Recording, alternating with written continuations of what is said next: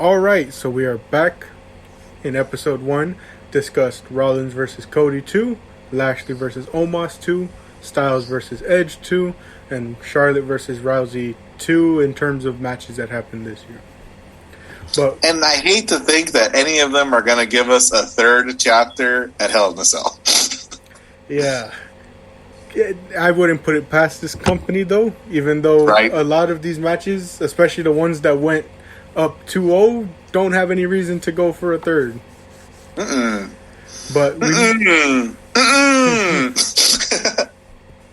But we move on to our first non-rematch of the night. And I made a mistake in the previous episodes we close out. Is Happy Corbin. I always forget that that's the first part of it. But is he so happy, Jack? Goodness, he's had a bad turn of luck this last month since WrestleMania. Losing to Drew McIntyre, having Drew kick out of his end of days for the first time in his on-screen career, losing his buddy, Madcap Moss. Goodness. Yeah, the two break off. I saw the video package that they did for it, and I just found it so absurd that they break up off of the joke that Madcap Moss tells about him, and also that the whole thing also happens because Madcap kind of distracted Corbin at Mania. But so the two break off, and now they're having their match here. And, well, that's really all there is story-wise. You know, it's funny. For, a simple one-on-one grudge match, it's got a lot of story behind it, right? Yeah.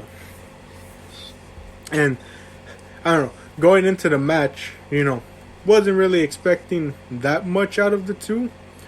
But, it was a decent match. And I swear it's like every time I watch a Corbin match, I'm just always reminded of how great of a moveset this man has. Where, especially when he did his choke slam, I was just like, man, this guy has so many moves in his arsenal. And then to even add on to it, like the commentators played up, he hits a senton at one point, I think it was. And they were like, we've never seen Corbin hit that before. He's pulling out all the stops. Yep. Which I find funny which I guess, adds to like the mood and the story of the match, that he never pulled any of that, any new tricks out the bag in other matches and other feuds, but feuding with Moss, he's pulling out all the stops, which, and coming out with new moves to try and put away Moss. It's weird, I like the match. It's true. I mean, they're both very capable people. Was I going for? I guess I'm supposed to go for Madcap because Baron Corbin's so unlikable, right? Madcap was, a funny, ironic, in an ironic way.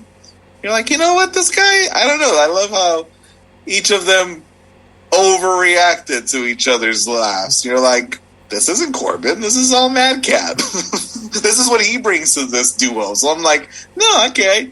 I'm trying to figure out who I'm going for, and I guess it's you. Okay, let's go. Yeah, I think that's something too, because a lot of people were like, who do we really go for? I mean, the crowd seems to be real on fire for Moss for the most part of this match.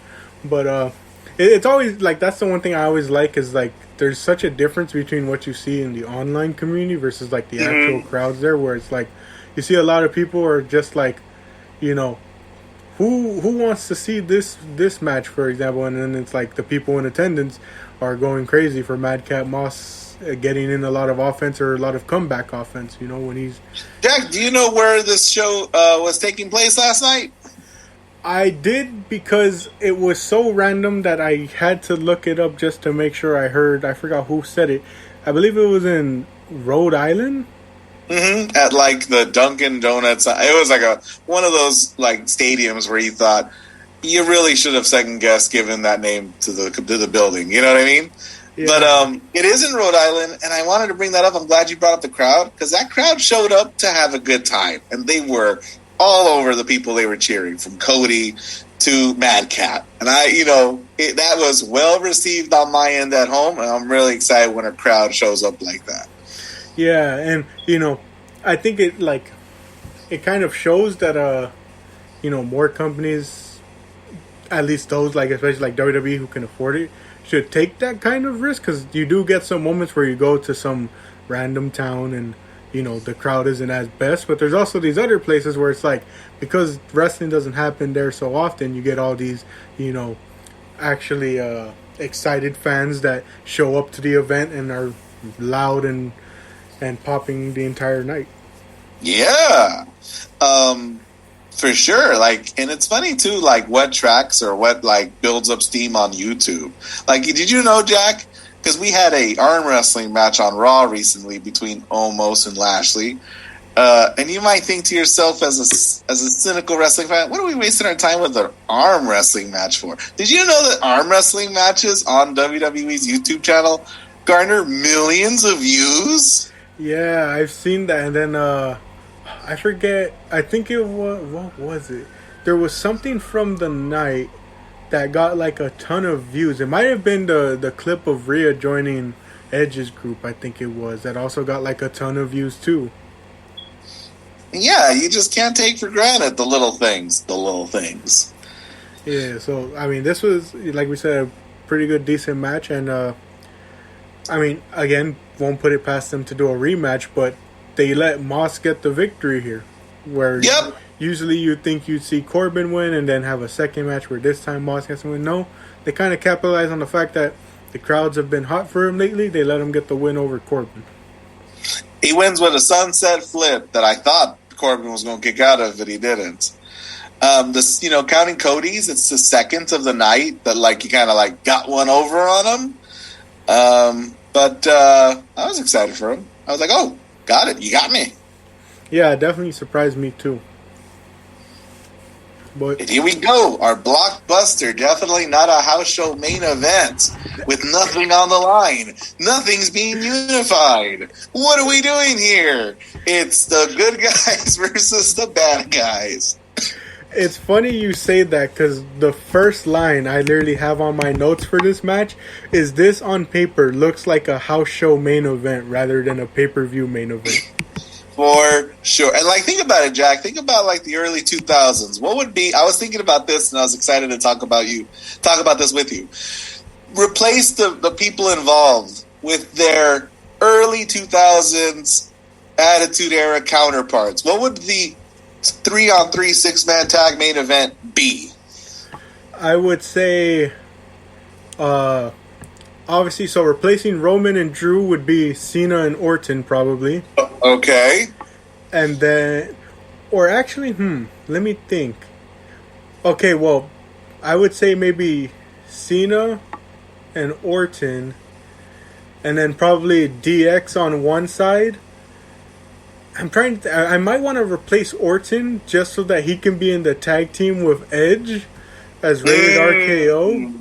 But I don't know who would fill in the Roman spot on the other side. So you have Rated RKO on the heel side, right? Mm-hmm. With who was the heel third man there? That's what I'm trying to think of. Who would fill that void against Cena and DX? Yeah, I got you. Who would be? Okay, let's think about that. Who would be the? Because I was thinking maybe Batista, but usually they never had Batista and Orton as heels at the same time. Mm-hmm. They were two that they kind of shifted based off of who was on what brand with Cena. Yeah. So who was the big heel challenger to Cena? Who wasn't the other two guys? It was Big Show, kinda. Alberto Del Rio for a minute. Yeah, The Miz maybe. The Miz. That's, I think, who it's got to be. So I was doing the same math, but 10 years before where you jumped in. So I'm thinking it's Triple H. It's like DX, early DX Triple H. It's McMahon Helmsley era Triple H, flanked by Road Dogg and Billy Gunn. That's your bloodline side, right? Against, it's got to be now we got to go super random, The Rock, and then I went with Al Snow and Steve Blackman.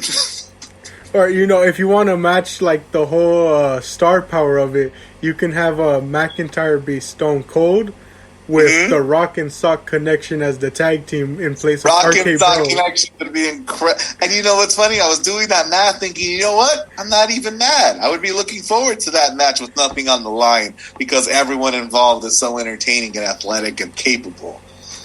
Yeah. So I talked myself, Jack, into being ready for this one. I'm like, you know what? It's going to be a good time. Yeah, that's what I knew for sure. That like with a match like this with the six guys in it, it was going to be, a wild match. I just only think, the stipulation of either the tag titles get unified or winner take all, all belts on the line would have added at least to the stake. But really, this match was just, off the wire from the very start. Obviously, the main thing the crowd's trying to see, which again, the crowd does a great job of doing, is anytime they want McIntyre and Roman in the ring at the same time. Roman ain't having it. You're not calling the shots. I call the shots. I'm the tribal chief playing the crowd. Oof. Yeah, and they even had that moment where Reigns tags in, and it looks like it's going to happen, and then he immediately just turns around and tags Jay. Oh, goodness. For people to think he was actually going to wrestle. Yeah, and then, it was just a crazy style match, very hard hitting at points. And then there was the moment where, I forget who, I think it was either Jimmy or Jay. One of them does a dive to the outside, and then it's immediately followed by Riddle coming out of nowhere, diving onto them. I forget which one also as well. Yes. Who do you think, Jack, was the most over person in this entire affair? I don't think it's really surprising to many people, because from what I've seen lately, especially like online, a lot of people are pushing for him to also get an opportunity at one of the world titles. Orton was very much getting a lot of the crowd's cheers from this match and all of his spots. And it's so funny how, like, I so easily forget, right? Because I'm trying to make this Drew Roman thing happen in my mind. I'm thinking of RK Bro as a unit, and I'm trying to unify some tag titles. But when he got tagged in and he starts, like, going after the Usos, I was reminded, oh, that's right, Randy Orton's incredible. And, like, he's had this renaissance of, a career, you know what I mean? Like, in the last year or so, where, like, he's allowed himself to have a good time. And how long, Jack, have we watched him sort of do what he has to do and nothing else? Yeah. I definitely agree with that. Like, he's just been on a renaissance as of late, where it's like he feels revitalized. And obviously, because of his style of wrestling, he can have a match like this once in a while, throw everything out there because of how well preserved his body, or how well he's preserved his body, especially because recently, I don't know if you saw the clip, but there was a spot on SmackDown where everyone's on the outside waiting for a dive, but Orton's kind of more up the ramp on the floor, and one of the fans recording, they're like, "Randy, are you okay?" And he goes, "Yeah, I just don't want to get landed on." And then they look over, and there goes Drew going to land on everyone in the crowd. I seen that clip. He was a part of like a Money in the Bank where people were like, why? He's not going to do anything. He's not going to let himself do anything, It was so atypical of his style. But no, he's out there just having an absolute blast. This guy was like, the kind of wrestler you'd say doesn't work as a baby face. Nah, man. Now he's all smiles and all the big moves. And we've seen a whole lot of RKOs. But can we talk about, Jack, that RKO? Yeah. Oh, man. I will say, my only issue is that no one in the bloodline knows how to take an RKO. That's funny. I know. Well, when you're Roman Reigns going for a Superman punch, you're not in the exact ideal position to start with, but he's going for a Superman punch that Randy reverses into an RKO, so it's like a stunner. But, my God, like, it didn't even occur to me how much now I want to see Randy versus Roman. Especially because you remember back in 2020, it was gonna happen at Survivor Series before Drew won the title back from him. Gosh, that's right. Absolutely. Yeah, and the reason I said the whole thing about the RKO is, I don't know if you noticed it, but anytime any of the bloodline takes an RKO, they hit the knees first. They don't allow themselves to hit flat. They 100% always do that. It's true. But, man, this match was just off the wall from spot to spot, There's also there's the spot where I think it was like McIntyre was setting up the Claymore, and then the Usos, he's setting up on Jay, and then Jimmy just comes out of nowhere, and they both hit him with the double super kick. Mm-hmm. I thought that was real good. And then obviously it breaks out to ringside as well, as we mentioned. Mm-hmm. There was even bringing up the Superman punch. Roman jumps off he leaps off of the ringside steps to hit one on Orton, I believe it was. Yeah, definitely getting his receipt. And I think we've seen, I don't think one, but two, what Jimmy Smith or Michael Cole, somebody calls it Uranagi. And leave it to my man Pat McAfee to remind us what that really is. Yeah. And this is where it happened. So it was Riddle that goes out first with the dive, and then Jimmy follows after. Got it. And so, yeah, and then they have that exchange. Riddle hits the RKO midair onto Jay, but he doesn't notice that Roman tags in. Roman hits him with the spear. Bloodline wins the match after all the crazy, intense moments of it all. Yeah, I didn't think about it. I should have asked you before we started, but like when you look at the 6 men involved, who's going to take the pin? It's our guy Riddle, isn't it? Yeah, it always felt that way.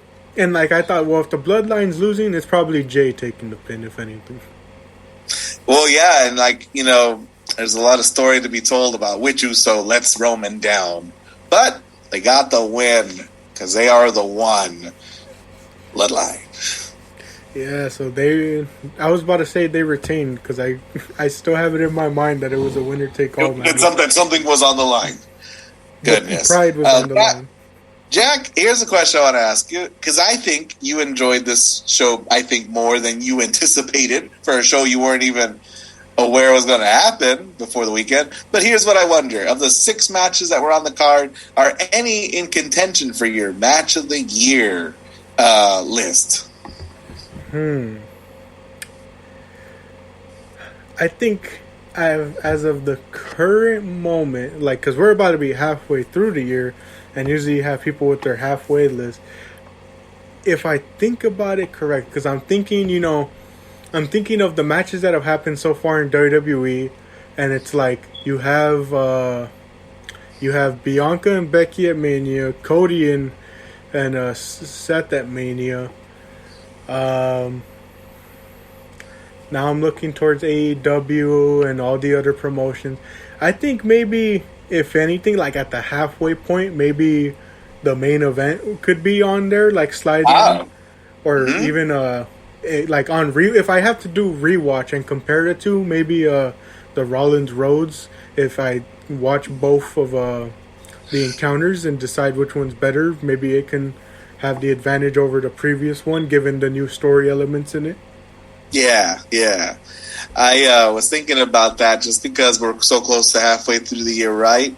And that Rollins and Cody match was so good, but was it better than the WrestleMania one? I'd have to think about that. Yeah. I think we saw the better Usos match at day 1. It's so crazy to think about the first day of the year, but remember that Usos New Day match? Yeah. They're going to spend all year trying to top that, in my mind. Did Charlotte and Ronda make it? No. I hate, Jack, how like every like Charlotte match has, and it happened in Seth and Cody. I hate that the finish has to be preceded by some like talking, you know? Like they gotta say a thing and then a move happens. They have to say a thing, right? You'll never be champion. Beat you. You know, Happy Mother's Day, ha ha ha. I thought that was a nice line. We just always go for a line, and that's your cue to win the match. Yeah. Boo you. Boo this. Oh, man. But yeah, I mean, definitely kind of didn't have much expectations, especially for a card with only one title on the line. But, I mean, well, at least I could say it was better than Extreme Rules last year, where there was only one Extreme Rules match, and I think only like 2 or 3 title defenses on it. For sure. Yeah, no, I definitely think this one was better than a lot of cards in the pandemic era. Yeah, and then now we build towards Hell in a Cell, much like this one happening earlier in the month rather than late in the month. Mm-hmm. First on the top of June, right? Yeah, and I mean, there's a ton of matches that they seem to be setting up. I assume that's where we see Bianca Belair's first Raw title defense, pay-per-view title defense. And I hope they know, I hope, a lot of these matches don't happen in the cell. It's funny. Oh, there was only one Extreme Rules match on Extreme Rules. I'd actually be very okay with one Hell in the Cell match on Hell in the Cell. Yeah. That's one we don't want to overdo. Yes, let's not forget, was it 2020 where we had three cell matches? You remember that? We sure did. Mm-hmm. I'll never forget that card because it was just like, what was the need for 3? What was the need for 3 feuds, Jack, that you had to? They were 3 blood-shedding feuds, including Orton versus McIntyre, we mentioned earlier.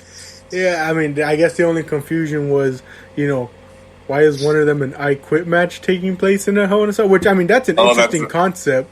That's an interesting concept to go with, but to a lot of people, it was like, I think it would have been more well received if there wasn't 2 other cage or cell matches on the night later on.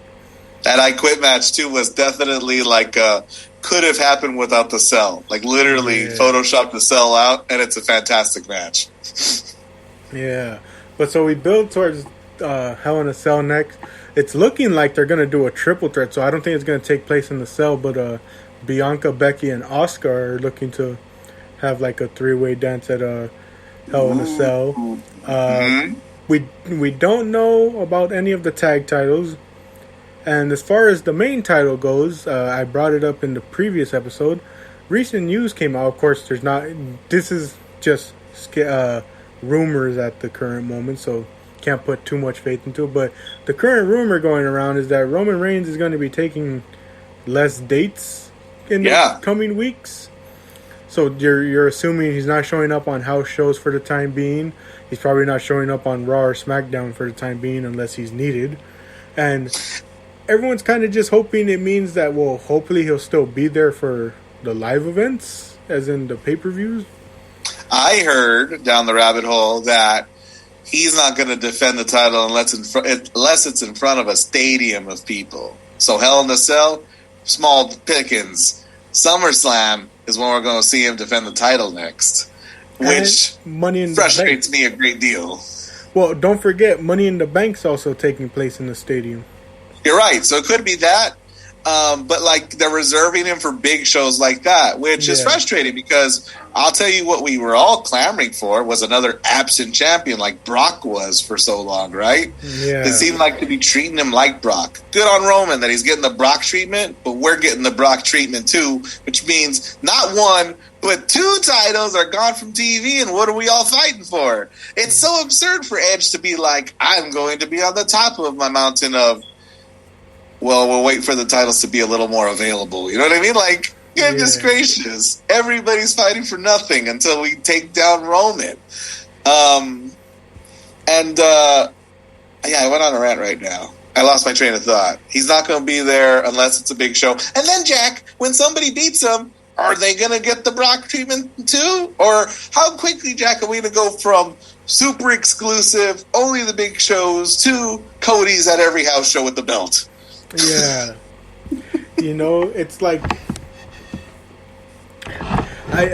it's like the same thing I was telling my dad. I was like, we need at least one of those titles. The reason the Brock treatment always worked, at least after the draft, was there was another title that was on another show. There was still at least another title to look for at the time, and there would still be at least some type of build up to his next challenger or whatever the next show was.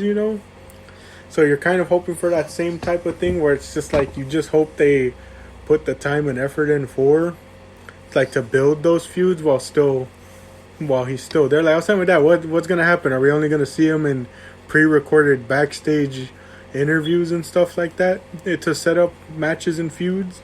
This is it, Jack. It happens to every crossover champion. But we're going to start being live via satellite. It happens, Jack, with every single one of them. Yeah, we got the next Rock Cena on our hands right here with Roman. Goodness gracious. And at this point, you mentioned it in the last episode. Spoilers to anyone. This is your spoiler right now. We need an Illuminati type team up on Roman Reigns, but more successful than the actual movie. That's Did you see it, Jack? I saw it. I saw it twice. I saw it with my friends on Friday, and then the next day, hear this out. My family went. It was Marco and I. We went with a ton of our cousins, and at the last second, because my dad's mother, she went to go visit her daughter out in Arizona, so they came to pick her up. And since she wasn't here, because usually one of us has to stay to take care of her and watch over, because she's older and stuff. But since she was gone, my dad was like, all right, Mac, Joe, my mom, get in the car. We left. He took us all the way to Knott's to eat at their chicken restaurant. Cool. And while we were driving there, he stopped at the gas station. And his original plan was if we got home early enough, because we were going to go see it with all our cousins at 8 o'clock, he was going to leave us at home and go watch it with my mom earlier before us. But because we were kind of running late because it took a while for our grandma to get picked up, he leans into the car and goes, Mac, go ahead and check if there's still seats in your guys' showing. So me and Marco got all excited because he was going to go with us to see it. But so yeah, we saw it on Saturday with my dad. Incredible. I'm so glad you got out to see it and you saw it with your whole family. It sounds fun. And goodness, if you don't want any spoilers for Doctor Strange and the Multiverse of Madness, you hit fast forward for like 2 minutes. Jack, I was telling my brother-in-law how incredibly fascinating and how pro wrestling it was, where the studio's like, we need to build up the threat of Wanda. We need to show she is, you know what I mean, like a beast, right? What do you do in wrestling? You feed them jobbers, Jack. And you're like, do we have any Avengers we can off, like, really quickly? And you're like, you kind of killed a bunch in the last movie. Okay, we got to come up with some new ones. And we got one purpose, Jack: make Wanda look strong. And they did. Oh my gosh, man. And I swear, it was such an enjoyment because, you know, since my brother and I had seen it the day before, the entire time, I didn't spoil anything for my dad because, you know, through the trailers, it's obvious Professor X is in the movie. True. You know, and as everyone, or for the most part, everyone knows, my dad is a real big X-Men fan, you know? Yes. And so when I got out the movie, because he picked me up and dropped off Marco to go watch his with his friends, because his time was after mine, and we were both watching it at the Americana. I sat in the car, and I tell my dad, I'm like, okay, I don't want to spoil it for you, but you kind of already know based off the trailer that Professor X is in it, right? He goes, yeah, I don't know any of the other Illuminati members, though. And I go, yeah, so can I ask you a question? And he goes, what is that? I go, in comparison of powers, who do you think wins in a fight between Wanda and Professor X? And he kind of already was like putting things together from there. That's a terrible question, Jack. No, but here's the part where I kind of gave it away to him. I go, all right, I'm just going to let you know. It's not a spoiler, but he ended up, because of course my dad's a very smart guy. He can put 2 and 2 together. I go, your problem with one movie is going to be your same problem with this. What does that mean? His problem with Days of Future Past, the X-Men movie, was the fact that when the Sentinels attack in the ending, all Professor X does, one of the strongest telepaths and mutants, all he can do is put a hand up to his face to protect himself. And so similarly here, Professor X comes out, and me and my brother are looking, and we see my dad, even though he's wearing a mask, we can tell he's smiling. And I look at my brother and go, all right, now let's wait 5 minutes and see how his reaction is then. He's about to be pissed. And so after we finish the movie, I ask him, I'm like, so they can never get Professor X right in the movies, huh? Golly. He was like, I get it, you know, because he had explained it to me when I had asked him the question. He was like, yeah, they're pretty much like on par, but the magic can give Wanda the edge. But he was like, man, world's strongest, one of the strongest mutants, and he can't see that coming. You know what I mean? When I was watching it, I just could not help but think, how are you going to introduce, you know, a Mr. Fantastic, and like, you know, like, and you're making such a big promise. You're saying there's going to be a movie. You're saying they're going to spin off, and you're like, nope. The wonderful things about multiverses is we don't have to. Yeah, it was funny. I was telling a friend, I'm like, my headcanon to make myself feel better about it is these variants probably aren't as strong as other variants that we'll probably see. 100%, and my headcanon is in some other universe. All those movies we want Disney to make have already been made. But yes, we need an Illuminati-esque team-up at this point to get those belts off of Roman. Goodness gracious. I would love, Jack, I would love for all of Raw and SmackDown to just be guys just saying out loud, I'm going to beat Roman Reigns. They're working out, you know what I mean? They're training, and they're like, I want them all to just pretend like they're going to try, you know? And I want, it to be the story that we tell. Let's have this roster of, 60 people all just go, you know what? Somebody's got to beat him. And why can't it be me? Ugh. That's why a G1 would be so great. If we just had 30 guys just it's going to be me. I was going to say, similar to the G1, if it gets confirmed, that Roman isn't going to be here till SummerSlam to defend that belt, why not make a story out of it, like you're saying, where everyone's just like, this is BS, why is it that he can leave with the titles? What are we supposed to do? And everyone just goes, well, you know what, in this meantime, since he thinks of us as so little and so weak, let's get stronger. Everyone's fighting for each other with every win and loss mattering in the grand scheme of who gets to challenge Roman next. That by the time it comes around, you have his match and hopefully he gets dethroned by then. Because it wasn't Cena and it wasn't Lesnar and it can't be Hunter. It can't be The Undertaker. You know what I mean? There are a lot of... It can't be Goldberg. There's a lot of, champions that we've run out of. Yeah. Which is why a lot of people are saying maybe give it to Orton next, Orton, right? He's one that's just been mucking around in the tag division. You go, yeah, you know what? I'd be down. It's time for the tag team variant of Orton to become the world champion variant of Orton again. So, you think he's still in a tag team with Riddle, and Riddle's coming out, to support him? Mm-hmm. I'd be down.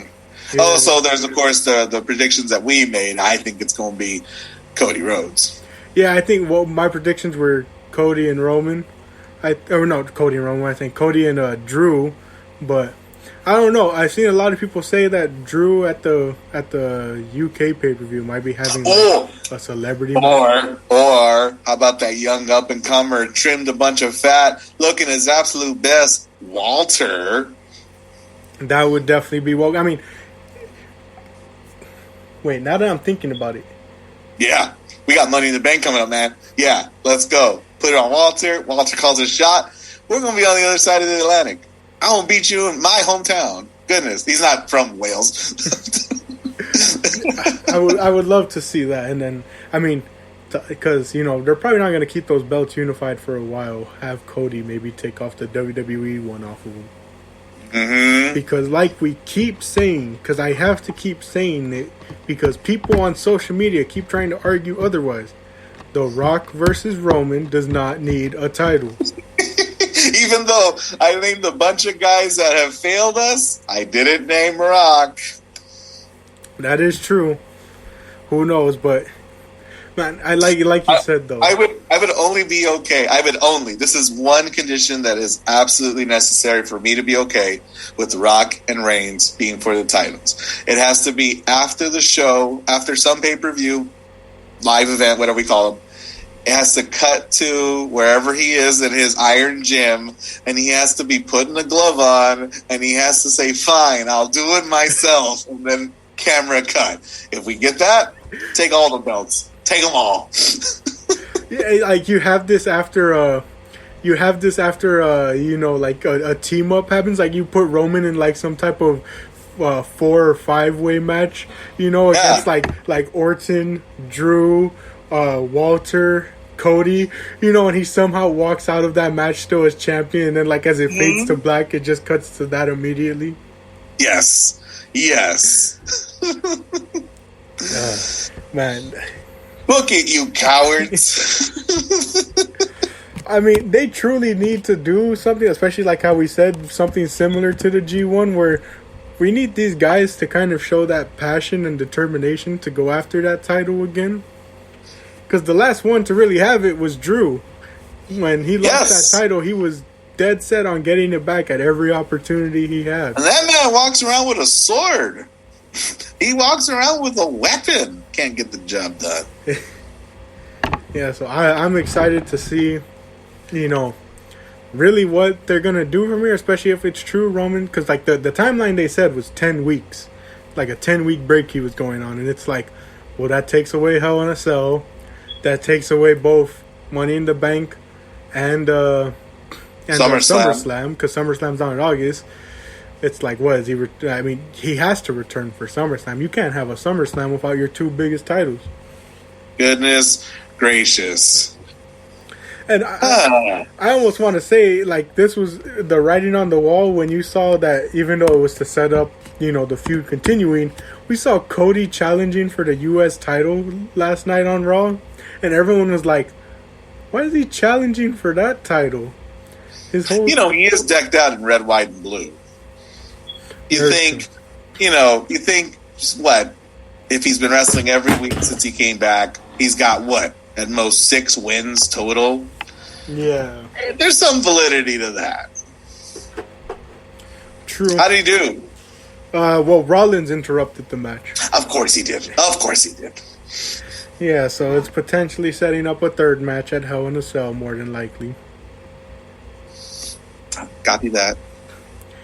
But we'll see what happens in this universe of WWE. We'll see. And you and I, Jack, are excited about the Best of the Super Juniors tournament starting on Sunday. Yes, a lot of non-Japanese competitors being a part of this for the first time in 2 years, meaning that things are getting better. You know what this is telegraphing, Jack? All of the non-Japanese competitors that are going to be a part of the G1 in the summer. And goodness gracious, Jack, what's keeping Kenny Omega from coming back? It better not be that video game. Well, I don't know, man. Kenny seems like... I think I might have... we've seen how terribly my takes have aged on this podcast, but I think my take was Arcade Bro was in the main event of this match, of this title, of the card. Yeah, I think my take was that I didn't see Kenny returning at least until after the summer, just because of all these surgeries that he supposedly needs to have. But hey, people are saying maybe it's all to throw everyone off, and he shows up at this Forbidden Door event that happens. That'd be nice. But, like, I hear that AEW is holding hostage the 3-man tag belts because they want him to be there. But, bro, just put him on the House of Black. Yeah. He can come in and challenge it when he comes back. But what are we waiting for? Yeah. And then, of course, if they're not gonna... If it's either House of Black or, as people have been suggesting, Blackpool Combat Club. Right. I do not want Blackpool Combat Club to get those trios titles for one reason. As you mentioned it. G1 in the summer. I want Bryan Danielson to head over to Japan and be in that G1. I want a couple of guys to go over to that G1. I don't mind if Moxley was in it too. And I think it's in their character to fight each other and let bygones be bygones after the match. Yeah, I like. There's so many guys that now with the battle or the Best of the Super Junior showing. It's like I want a lot of those guys out there. I obviously don't want the whole field to be taken up with these guys, but I want like a lot of these different guys to show up and freshen up the field from the past 2 years. How much time we have, Jack? 6 minutes. Let's go. Let's end with saying who we think is going to win the Best of the Super Junior tournament in 2022. All right, let me search it up. Yeah, me too. We're going to pick one competitor each to see who is the king of terrible predictions. All right, I am looking at my list. I will say, because of the whole Bullet Club thing, I'm surprised Chris Bay isn't in it.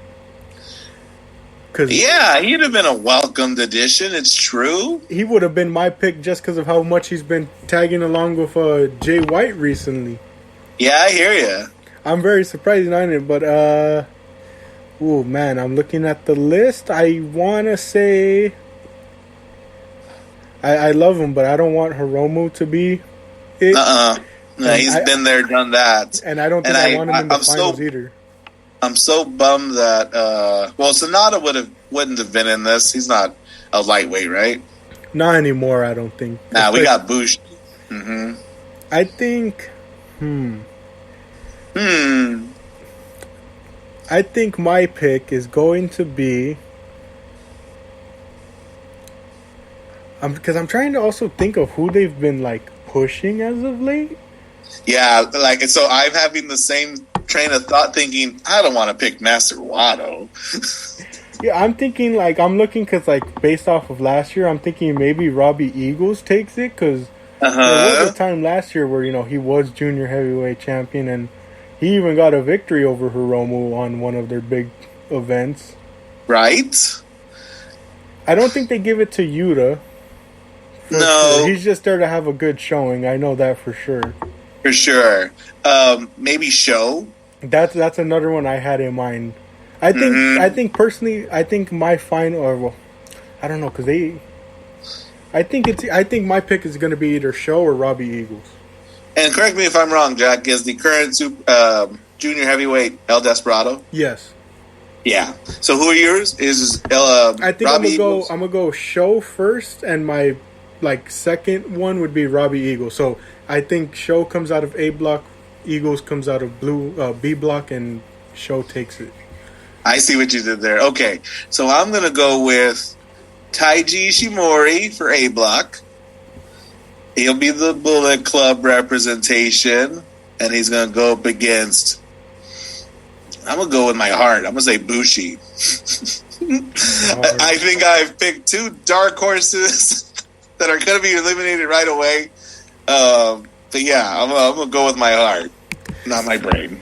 All right, and let me just say this now, because just like how I said about, there's a lot of things that I wouldn't put it past WWE, I would not put it past New Japan to make the champion win the tournament. I wanted to go for El Desperado, but I think it's a better story that somebody challenges him from this tournament. Yeah, I mean, I've seen it time and time from New Japan where a couple times they'll have the champion just go through and win. Yeah. Like their different tournaments. But like Okada or Tanahashi, it's just like, well, I guess I'll pick whoever I want then. Yeah. So I think I wouldn't put it past them, but yeah, I think those are my picks, and can't wait to see how it all ages. Everyone knows I'm about to get a custom-made title called King of the Worst Takes, and it's just going to be mine. Cause the one thing that will forever be held over my head is, yeah, Arcade Bro will probably be broken up either by the end of the year or before Mania. Wah, wah, wah. Jack, thank you for having me on today. Always a pleasure. Always a pleasure as well, sir. Makes watching the pay-per-views much more enjoyable. And with that, we'll close out here. I've been your host, Jack, joined by my fellow guests, Mr. Solis. Want to thank you all for joining us for another episode of Season 2 of the Rule 34 podcast. We will catch you all in June to cover Hell in a Cell. But until then, as always, if it exists, we have an opinion on it. Thank you, and we'll catch y'all in the next episode.